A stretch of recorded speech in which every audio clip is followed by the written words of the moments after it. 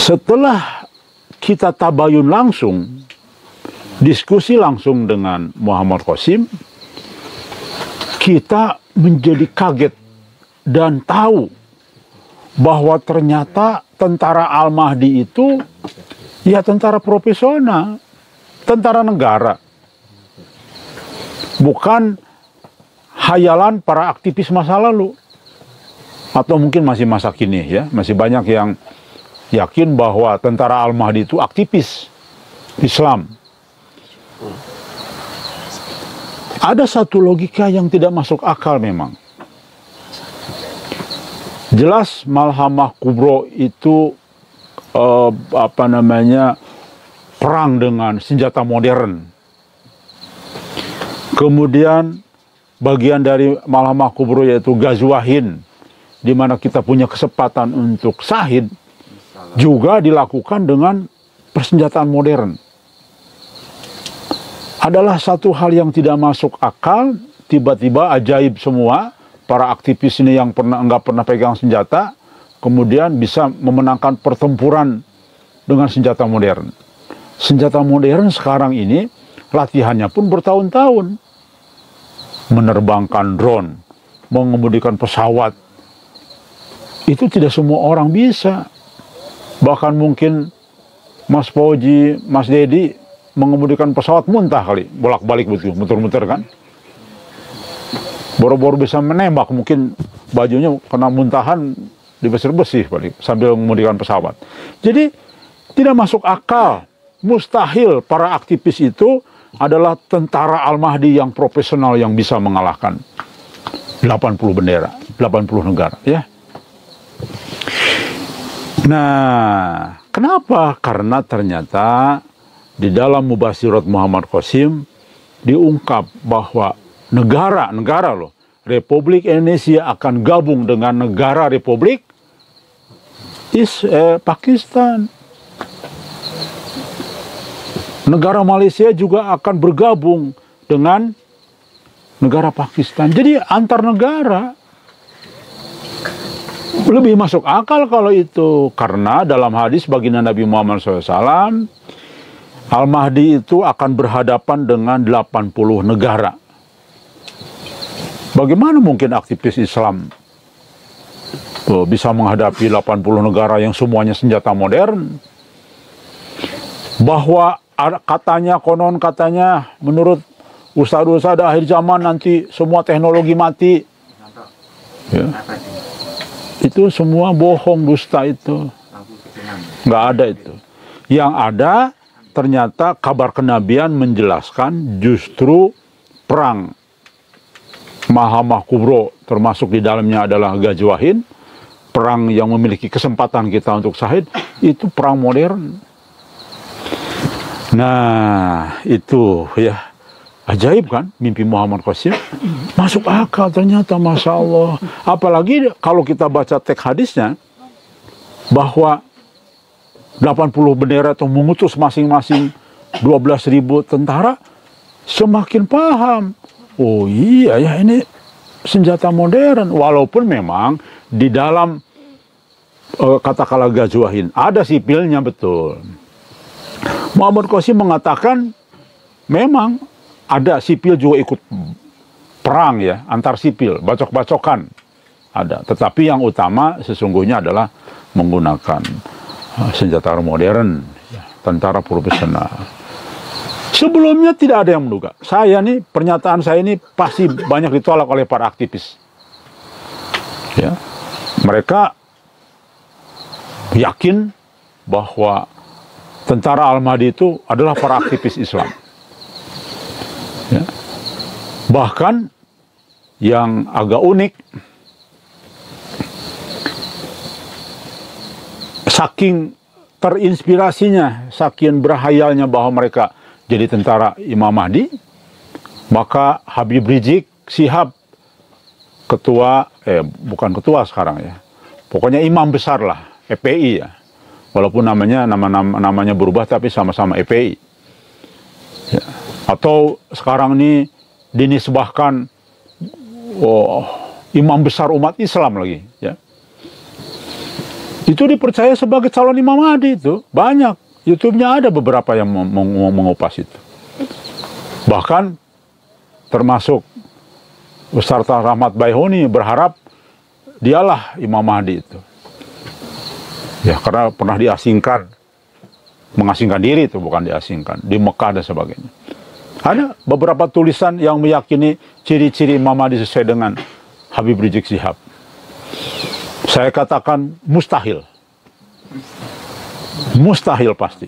Saya jamin pasti kalau ini. Kenapa? Ada yang bisa jawab? Mustahil Imam Mahdi pelaku syirik besar. Tidak mungkin. Habib Rizik itu pelaku syirik. Saya katakan. Ampun kan. Ya. Ampun. Karena saya tahu, saya gaul. Saya sering ke rumahnya. Ya. Banyak foto di rumahnya. Banyak foto-foto Habib di rumahnya juga. Gambar-gambar juga banyak. Dan saya tahu persis, pada umumnya sama dengan Habib-Habib yang lain. Adalah yang justru punya keyakinan tentang ngelap berkah lah, tentang ya kuburiyun juga iya. Kemudian juga dan yang lain-lain. Mustahil Imam Mahdi pelaku syirik. Ya. Jadi tidak masuk akal. Bagaimana bayangkan keyakinan orang 212 yakin bahwa mereka lah semacam calon kebangkitan Islam di akhir zaman. Tidak mungkin kebangkitan Islam dibangkitkan oleh pelaku syirik. Ya. Jadi jelas tidak mungkin. Ketika kita membaca mimpi Muhammad Qasim, nah ini dia masuk akal. Kenapa? Karena ternyata memang perang nanti, perang teknologi. Ya. Jelas ini membuka wawasan kita menjadi paham sekarang. Menjadi lebih masuk akal. Karena sekali lagi harus Islam kan berkaidah dalil nakli ya. Harus masuk akal. Islam itu agama akal, agama yang bisa semuanya syariat itu bisa lebih masuk akal gitu ya. Allah tuh nggak mungkin turun ke dunia jadi anak kemudian disiksa-siksa hanya nebus dosa, nggak masuk akal. Islam nggak begitu. Justru dengan adanya kabar kenabian yang diterima Muhammad Qasim tadi menjadi masuk akal. Alhamdulillah ya. Inilah artinya bahwa Indonesia perbendaharaan ya, merah putih itu, kemudian kebangkitan dari timur ternyata juga masuk dari Indonesia, juga termasuk Indonesia, menjadi lebih masuk akal. Oke, baik. Satu itu keistimewaan, keajaiban mimpi Muhammad Qasim sehingga kita menjadi terbuka, menjadi masuk akal dan sejalan dengan hati nurani dan pikiran kita. Pertanyaannya, nah ini jawaban, ini penjelasan kedua jadinya. Pertanyaan pertama, lalu kemudian menjadi bab kedua dari seri ketiga ini. Loh, apa mungkin pemerintah Indonesia yang dianggap katakanlah sekarang ini masih bersahabat dengan Amerika, masih ke blok ke Amerika, masih ke blok ke negara-negara maju, tiba-tiba jadi tentara Imam Mahdi, bergabung ke Pakistan? Tidak masuk akal.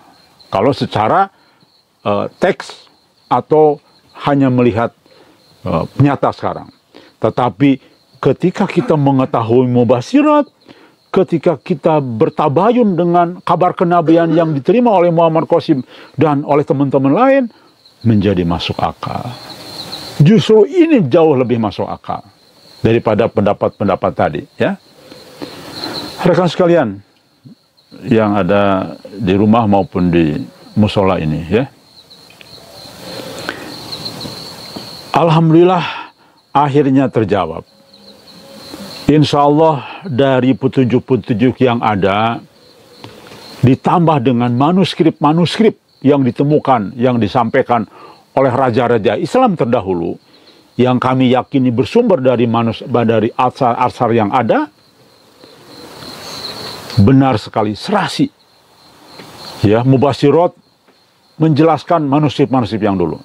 Ingat, manuskrip-manuskrip yang dulu ditemukan bahwa di ujung akhir zaman kepemimpinan Indonesia ini dan Nusantara akan dipegang kembali oleh keturunan-keturunan raja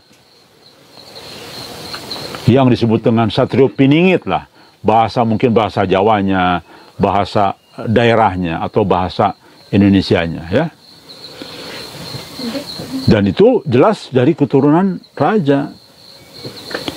Dan dilengkapi, diterjemahkan lagi lebih jelas,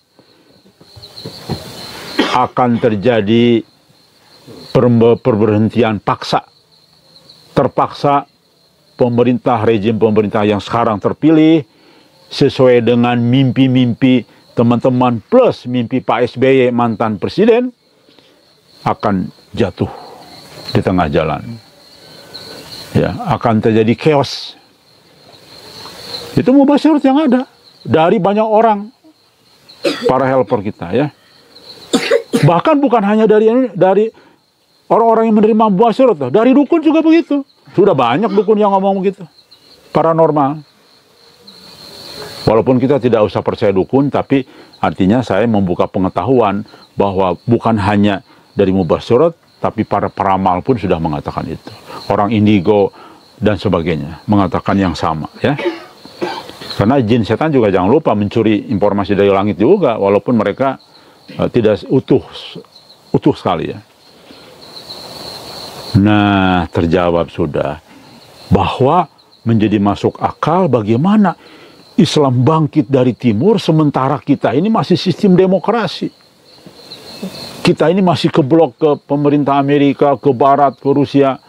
Bagaimana mungkin kita tiba-tiba berhadapan dengan mereka semua? Tetapi dengan mubasyirat itu menjadi masuk akal. Benar. Insya Allah apa yang diprediksi oleh raja-raja zaman dulu, tokoh-tokoh zaman dulu, sesuai dengan manuskrip ini pasti akan terjadi. Dan mengejutkan. Dan itu disampaikan dalam ramalan Nostradamus ya? Nostradamus itu bisa jadi membaca manuskrip Islam juga dia kan?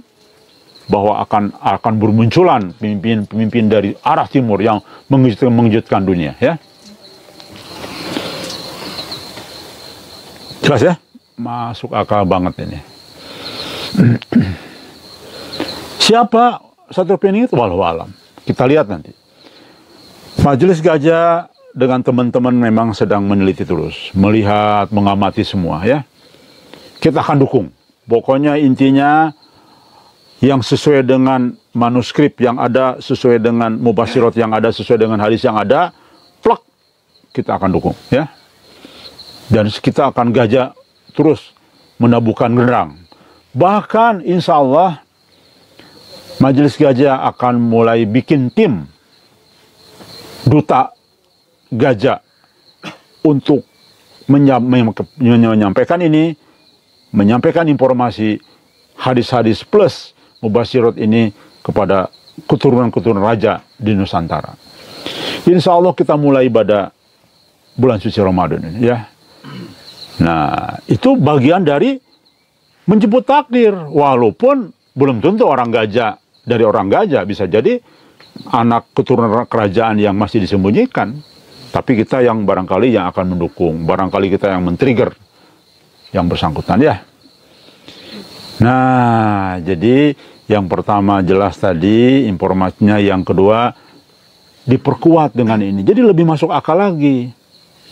Oke. Yang ketiga, tadi sudah disampaikan. Akhirnya apa yang disampaikan oleh manuskrip-manuskrip terdahulu, atau istilahnya lebih disebut ramalan-ramalan lah. Walaupun kami menyebutkan sebetulnya ini bukan ramalan. Bukan ramalan dari dukun ya, tapi ramalan dari manuskrip-manuskrip, karena timbul dari kerajaan-kerajaan Islam yang ada. Bahwa kepemimpinan di ujung akhir zaman ya akan diambil alih oleh keturunan, salah satu keturunan raja. Bahkan dikatakan keturunan Raja Mataram. Kemudian akan terjadi goro-goro atau huru-hara dan sebagainya. Dan ini diinformasikan oleh Allah, update dalam bentuk kabar kenabian atau mimpi yang baik dari Allah. Ya, kita saksikanlah beberapa tahun ke depan seperti apa ya. Nah, jadi poin ketiga ini, mimpi teman-teman, baik termasuk Muhammad Qasim dan yang lainnya, menjelaskan, terus mengupdate manuskrip yang ada. Lebih jelas lagi sekarang.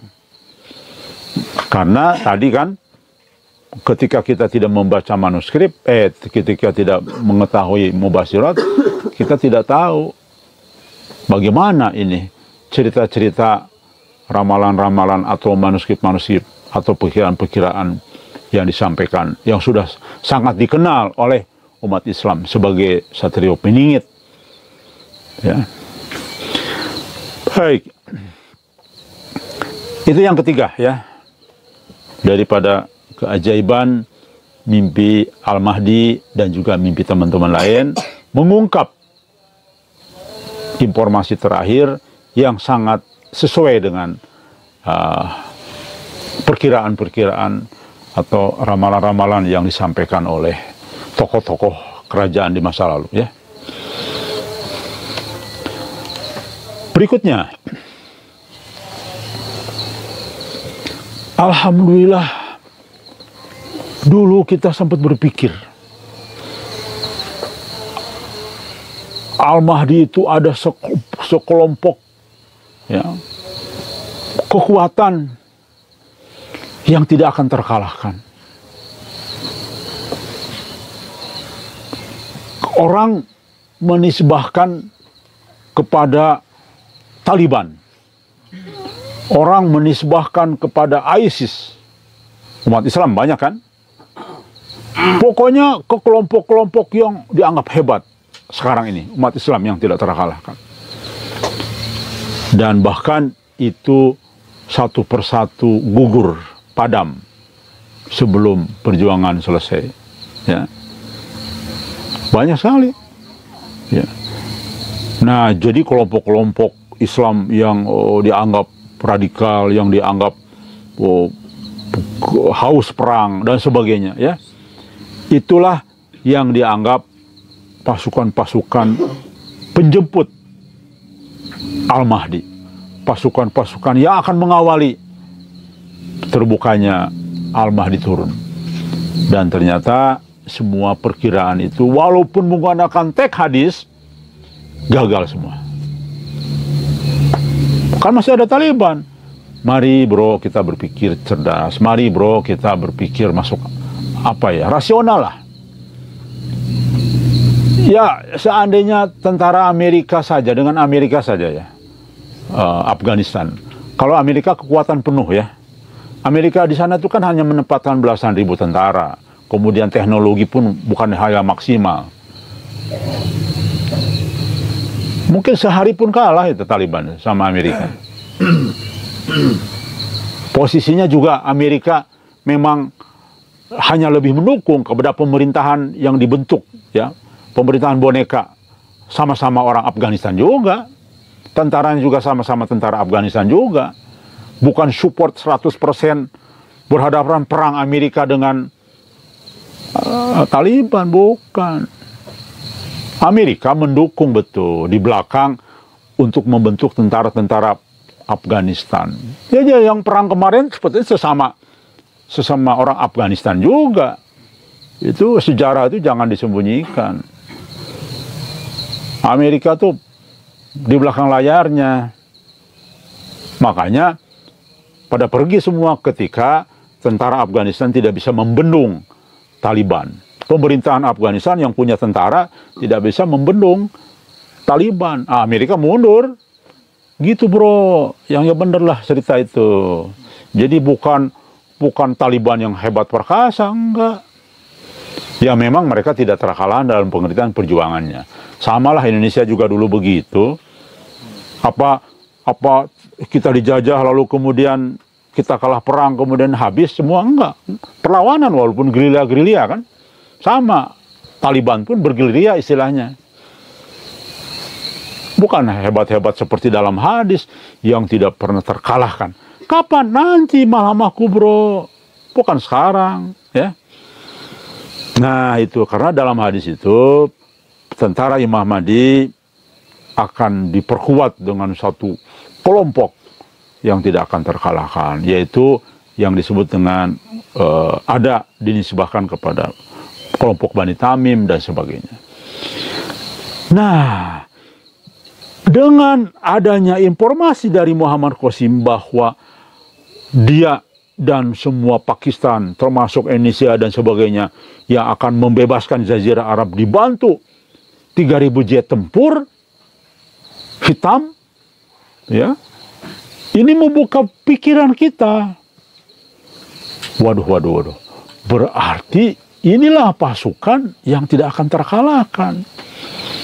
Karena di dalam gambaran mimpi pun demikian. 3.000 jet tempur inilah yang akhirnya mengalahkan semua pasukan blok barat yang terdiri dari 80 negara tadi. Bahkan di 80 negara itu ternyata diinformasikan dalam mimpi Muhammad Qasim, banyak negara Islam juga ternyata. Ada negara Islam. Khususnya insya Allah kelihatannya negara-negara kerajaan-kerajaan, ya, yang ada di Timur Tengah. Kenapa? Karena mereka sudah kelihatan alergi dengan Al-Mahdi. Coba lihat orang-orang Salafi, coba. Yang induknya ke kiblatnya ke Arab Saudi. Itu jarang sekali membahas Al-Mahdi, ya.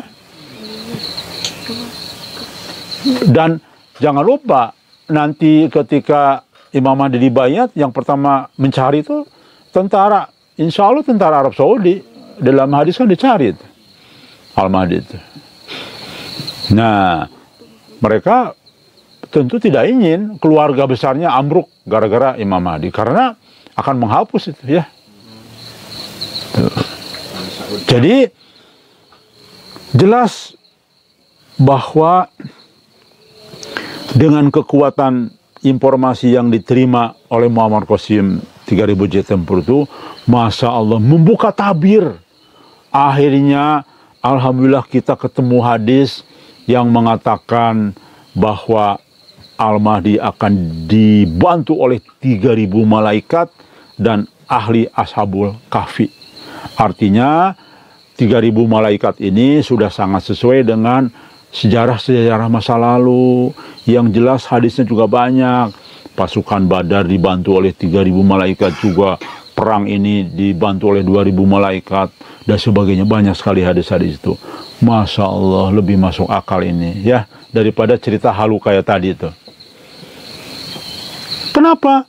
Memang nggak mungkin. Janganlah berhayal bim salabim. Nggak ada. Lihat contoh baginda Nabi Muhammad SAW ketika menghadapi perang. Manusiawi banget. Banyak para mujahid kita terbunuh. Banyak penghafal Quran terbunuh. Kan manusiawi banget. Nabi berperang juga kena luka-luka juga. Padahal sudah dikelilingi pasukan yang paling hebat.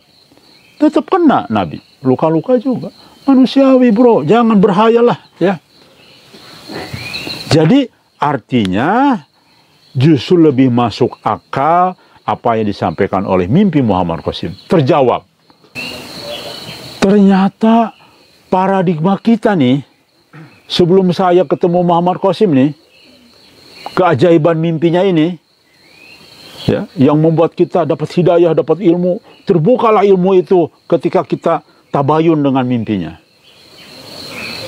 Dulu kita berpikir, saya pun sebelum ketemu Muhammad Qasim langsung, ya, tapi sebelum Muhammad Qasim ketemu beberapa saat, saya sudah tahu informasi itu, ya, yaitu bahwa ternyata Dajjal itu seorang yang religius.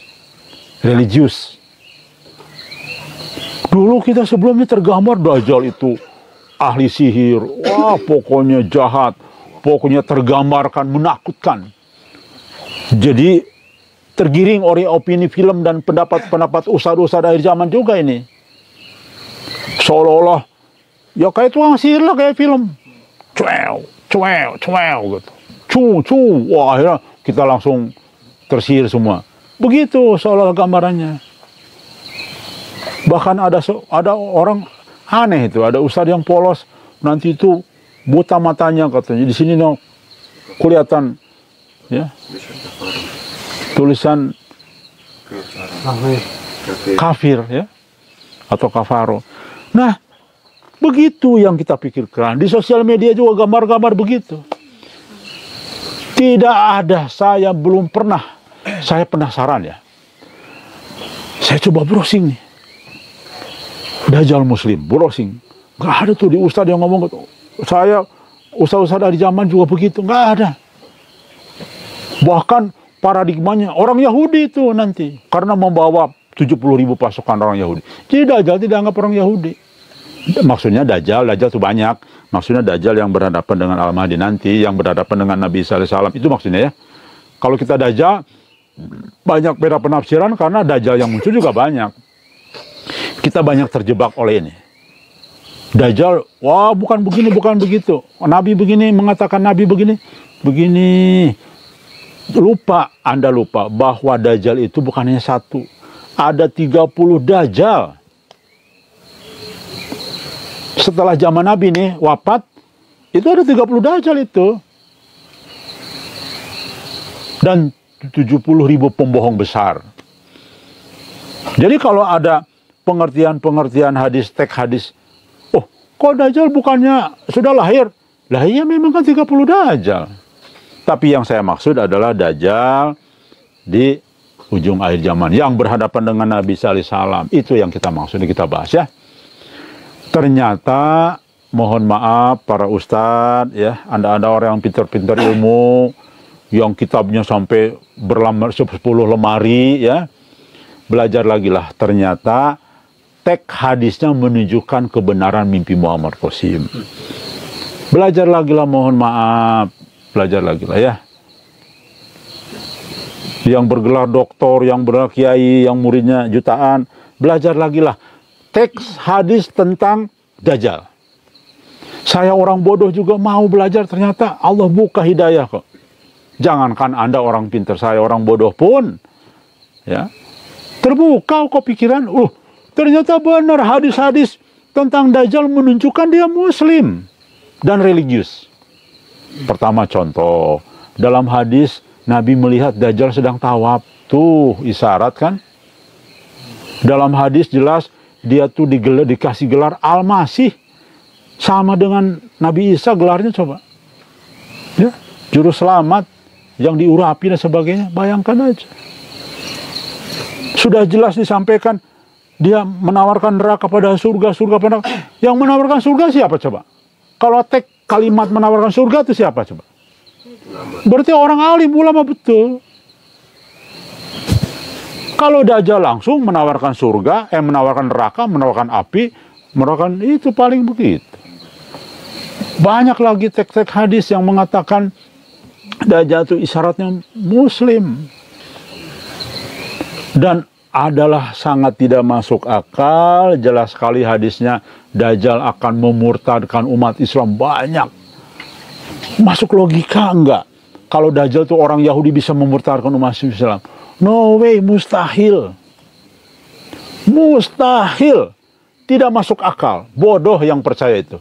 Ada Dajjal dari Yahudi, murtad umat Islam. Bodoh itu. Kok Ustadz tidak melihat hadis-hadis itu justru menunjukkan dia Muslim. Hadis-hadisnya. Siapa pengikut Dajjal coba? Khawarij.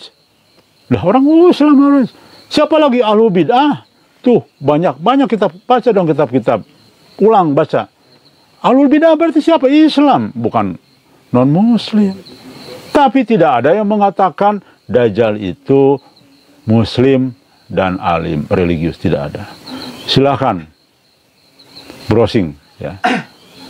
Ya mungkin saja saya salah, mungkin saja bukan salah, mungkin saja saya belum pernah menemukannya. Tapi saya menemukan tidak ada yang menyatakan. Kecuali pertama kali, insya Allah saya pribadi dan Majelis Gajah yang dulu 3 tahun 4 tahun lalu sudah ada muncul di YouTube bahwa Dajjal itu seorang Muslim dan alim ya. Masuk akal karena sejarah iblis pun demikian.